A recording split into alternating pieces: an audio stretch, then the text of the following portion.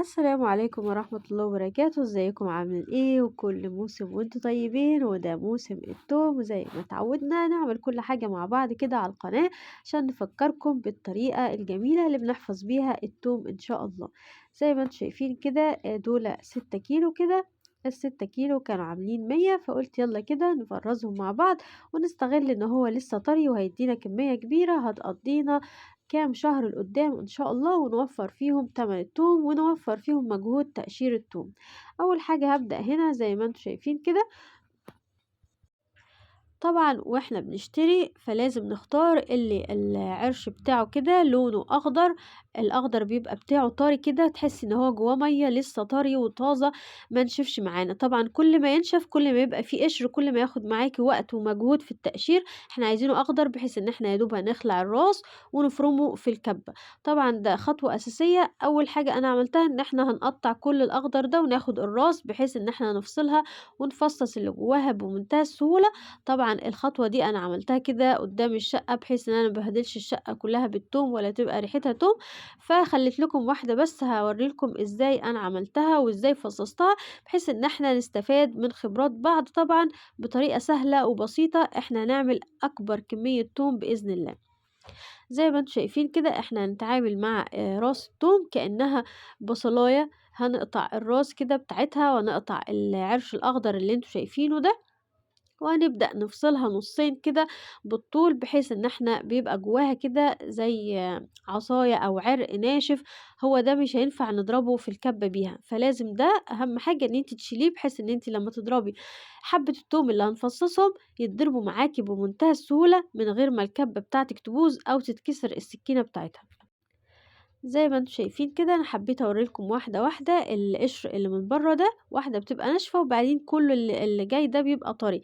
فانت يا دوب هتشديهم الكام قشره اللي قدامك دي ويطلع معاكي الفصوص الثوم صحيحه من غير اي قشر هنشيله كمان. يعني يا دوب هتشيلي القشره الكبيره اللي من بره، واللي من جوه طبعا هو لسه القشر اللي من جوه ما نشفش، فعشان كده مش هنقشره، هو لسه طري فهيتضرب بيه زي ما هو كده. فعشان كده أنا باقول لِك لمّا تشتري التومية اللي العرش بتاعها أو الديل بتاعها زي اللي أنتم شايفينه ده اللي أنا حايشاه قدّامكم، اللي أنا شايلاه ده يبقى أخضر وطري كده، وأنتِ بتدوسي فيه تحسي إن هو زي البصل الأخضر طري، فيه مَيّة كده. فأهم خطوة إن أنتِ تشتريه وهو لسه طالع، عشان كده طبعًا إحنا هنعمله الوقت ده، هو ده وقت تخزين التوم عشان مش هتتعبي في التقشير بتاعه.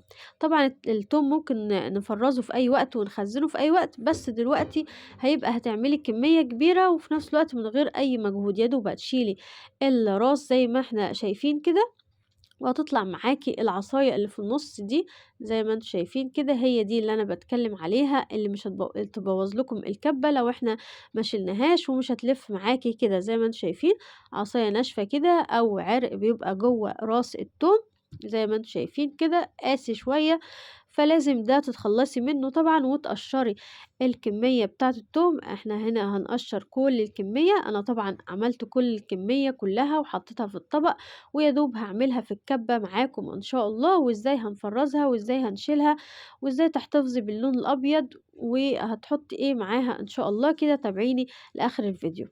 زي ما أنتم شايفين يا دوب خلاص شِلنا الورقة اللي من برّه وشِلنا الراس بتاعتها كده، ولو في أي حاجة كده لازم ننضّف التومية كده من كل الراس اللي موجودة فيها بالسكينة كده أو بإيديكِ، وهتشيليها بمنتهى السهولة، ونبدأ في الخطوة اللي بعدها بإذن الله.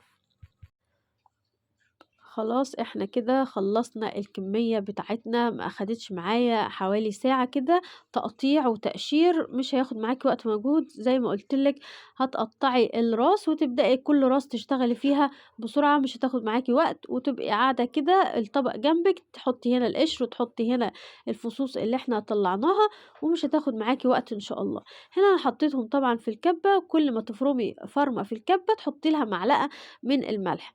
زي ما أنتم شايفين كده ضربت الكمية كلها، وآدي الكمية اللي إحنا ضربناها طبعًا بما إن هو لسه ما نشفش وما عملش قشر فادّانا كمية كبيرة، عكس ما أنتِ لمّا تشتريه وهو ناشف هيطلّع لِك قشر كتير، ومش هيطلّع لِك الكمية الكبيرة اللي إحنا عاملينها دي، عشان كده أنا باقول لِك اشتريه في الوقت ده وهو أخضر وطازة، هيدّيكِ كمية أكبر وفي نفس الوقت هيوفّر معاكِ في التقشير وفي الوقت وفي المجهود. رشينا رشة كبيرة كده من الزيت، طبعًا الملح والزيت ده مادة حافظة طبعًا عشان يحافظ لنا على التوم ويفضل معاكِ فترة طويلة في الفريزر. هنبدأ كده نحط في الأكياس زي ما انتم شايفين.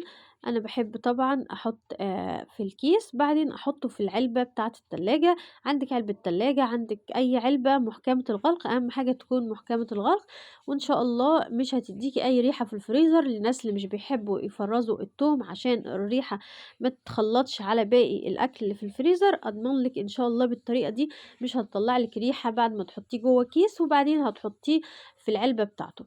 هنا طبعًا كل كيس هنملاه هنرش عليه كده رشة من الزيت، بحيث إن هو يحافظ لِك على التوم بتاعِك إن شاء الله فترة طويلة ما يتأكسدش معانا. زي ما أنتم شايفين كده خلّصت أول كيس وهنعمل تاني كيس كده، طبعًا الكمية بسم الله ما شاء الله كمية كبيرة هتقعد معانا فترة طويلة. طبعًا زي ما اتفقنا بنحتاج التوم ده في حاجات كتيرة، بنحتاجه في التقلية والطشة، بنحتاجه في المحشي، بنحتاجه في كل أكلاتنا وأغلب أكلاتنا. فهينفعنا كده وقت ما نحتاجه هناخد معلقة من العلبة بتاعتنا بمنتهى السهولة. هنا أنا عندي العلب بتاعة الآيس كريم وعلب الطحينة كده، أنا باحب أعمل فيهم الصلصة، أحب أفرّز فيهم البصل، أفرّز فيهم التوم، محكمين الغلق كده ومش بياخدوا مساحة بما إن هُم على شكل مستطيل، فمش بياخدوا مساحة في الفريزر معايا. هاحط كده زي ما أنتم شايفين كيس فوق كيس، وقت ما أحتاج هاخد كيس واستعمل منه بإذن الله وأرجّعه وأقفل العلبة زي ما أنتم شايفين محكمة الغلق كده، مش هتطلّع لنا ريحة بإذن الله. لو أنتِ حابة إن أنتِ تحطي العلبة جوه كيس كمان براحتك عشان تضمني إن مش هيطلّع ريحة، وبالشكل ده يكون الفيديو بتاعنا خلص والحمد لله. يالّا كده لو عجبِك طريقة تفريز النهارده واستفدتِ أي حاجة، يالّا كده ما تنسيناش باشتراك ولايك وخدي فكرة واطبخي بكرة، وبألف هنا وشفا ليكم ولينا ومع ألف سلامة، وأشوفكم في فيديو